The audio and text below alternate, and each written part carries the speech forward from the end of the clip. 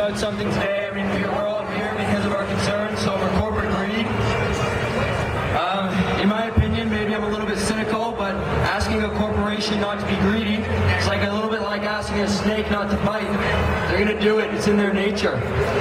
Instead, we have government who are supposed to be representing the people, protecting the needs and desires of the people, and that isn't happening.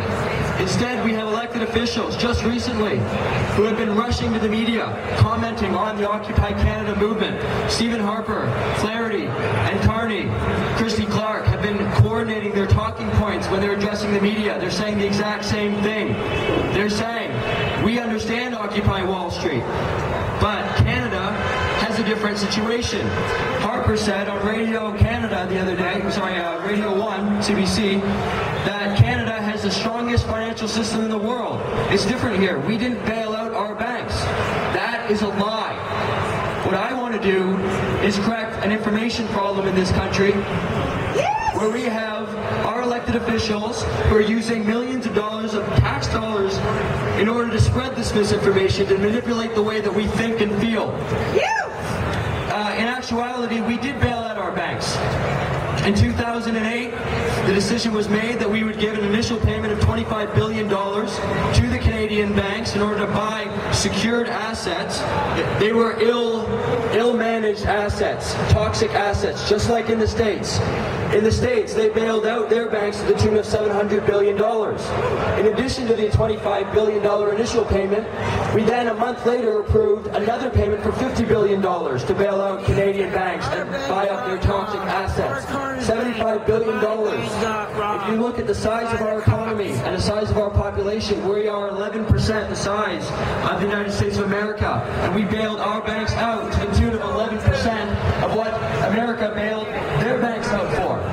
Why did nobody know about this? Well, it was during an election that this was happening, and for some reason the Liberal and the NDP opposition parties did nothing, said nothing. The media, I don't know if they're indifferent or incompetent, but they didn't do any reporting of it whatsoever. Stephen Harper said, this isn't a bailout. We aren't actually spending any money. Well, I'm sorry, when our surplus, initially predicted surplus, turned into a $64 billion deficit in 2009, we had just bailed out our banks to $75 billion. We would have had a surplus. We would have been able to support social services if we didn't bail out the banks. When Stephen Harper announced the news that we did not bail out our banks, that is a lie, and it frankly insults my intelligence. Especially because any one of us can go onto Google and type in Canadian bank bailout, and you can get quotes, you can get press releases from the Canadian Mortgage and Housing Corporation that describes this bailout. This is disgusting. We need to bring this conversation, this information to the dinner table, to our friends, to our families, and make sure that they know that our government is not lying, it is lying to us, right? In my opinion, any politician currently rushing to support the status quo, to support the corporations, they need to be added to our list. We need to keep our eye on them, and we need to make sure that the correct information is being disseminated to the Canadian population, because our politicians are lying to us.